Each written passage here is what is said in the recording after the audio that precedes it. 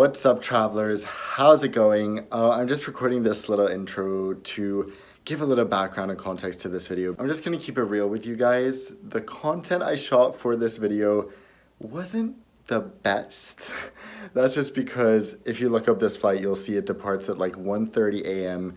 And if you know me, you know that's way past my bedtime. I usually go to bed around 10, so I don't know why I thought it was a good idea to book this flight. I guess I thought I could just sleep all the way through, but it's not great for videos. So anyway, I did get some useful footage to show you what the seat is like, what the food is like, stuff like that. But just gonna tell you beforehand that AirAsia X Premium Flatbed is such an amazing value product. It seriously is the world's cheapest, consistently cheapest long-haul flatbed product. And honestly, even though it's not the most luxurious or the nicest, it's such an excellent value. So I hope you guys enjoy the video. I hope you learned something, and I hope you get to experience AirAsia Premium Flatbed sometime soon.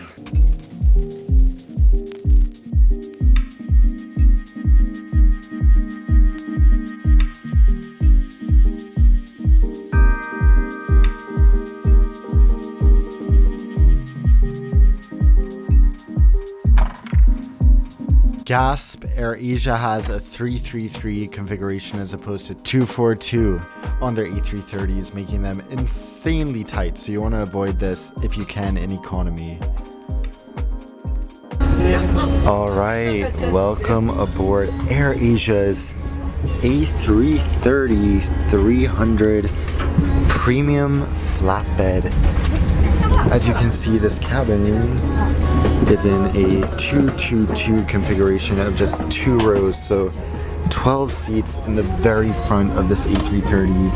Okay, firstly, this music is so insanely loud, and I don't know if I'll even be able to use this footage for copyright reasons, but I'm in row 1, and this is probably the world's cheapest almost lie flat business class product you can get on a flight like this. Alright, so I decided to narrate this after the fact because AirAsia was literally blasting loud pop and K-pop music on board.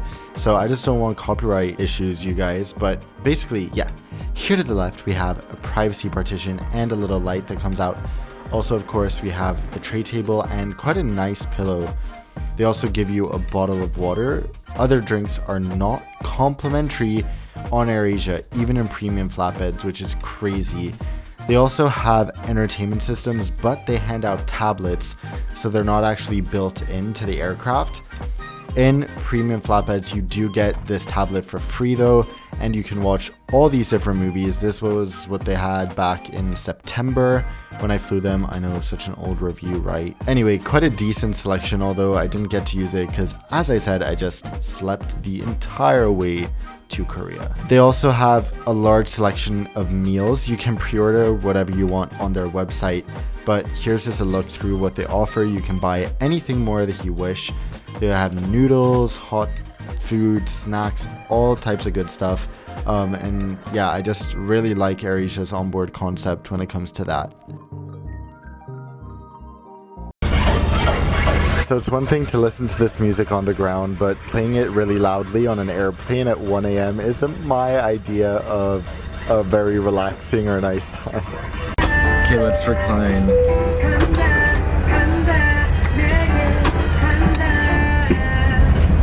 And yes, I'm wearing shorts and very casual clothes today because we're flying AirAsia on a very casual overnight flight. So sorry about it. Okay. Oh my god. Let's have a look. So here you see that the seat is pretty slanted, but it's flat in the sense that at least the seat isn't like in several parts when it's reclined. I think it should be quite comfy. So we finally took off at 1:30 a.m. There wasn't even a delay. We just took off at this super late hour, and you guys would have died if you saw me. I was literally falling asleep holding my camera. I could not stay awake. It was sad and hilarious, but yeah, I just went straight to sleep. Good morning, good morning. Here is, well, the meal, which you could actually eat after takeoff or before landing if you wanted to.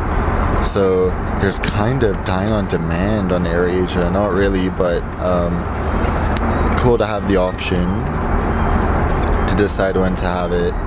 And yes, it's not the most luxurious meal, but looks decent. Let's dig in. Alright guys, since I slept pretty much the entire flight, there hasn't really been much of a video. I'm sorry about that, but I do want to tell you how my experience was in AirAsia's very affordable premium flatbeds. So I was surprised that I actually slept really well. I feel like the seat is a little bit more angled than most angled lie flat seats. So luckily I was very tired with the departure time of all like past 1:30 a.m. I slept very well, although when I woke up my legs were feeling a bit numb and they woke us up quite early, quite far before landing. But what I did like is that they also let us eat before landing, so we didn't really have a problem just because we wanted to go to sleep straight away. There was a nice blanket and very comfy pillow. I thought the bedding was actually better than some other airlines offering business class.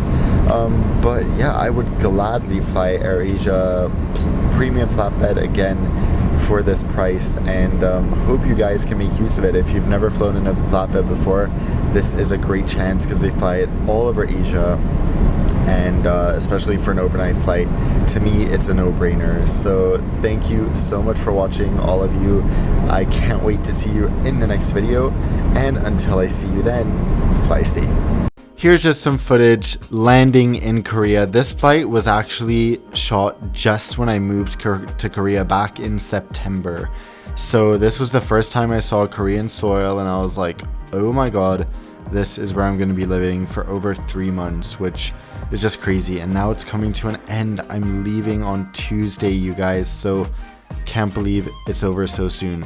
Anyway, I want to show you how you can find good flights on AirAsia X premium flatbeds as well. The great thing about this is that it doesn't require any frequent flyer miles. Anyone can book just a revenue ticket, and it's so cheap. It requires playing around, but I have found flights between Seoul and Bangkok at one point for $270 one way for a 5.5 hour flight in this seat. That's just absolutely incredible. So here I searched some routes from India, for example Delhi and Jaipur to Kuala Lumpur. The price was around $300 one way, which again is just insane for a flatbed like this. You can also fly from Bangkok to Seoul, as I said, Seoul to Kuala Lumpur. So just browse through the different AirAsia X destinations. They fly mainly from Bangkok and Kuala Lumpur to hubs around Asia, Australia, and yeah, I hope you guys have a nice flight. I hope you get to experience a flatbed if you've never done it before. And again, thank you so much for watching.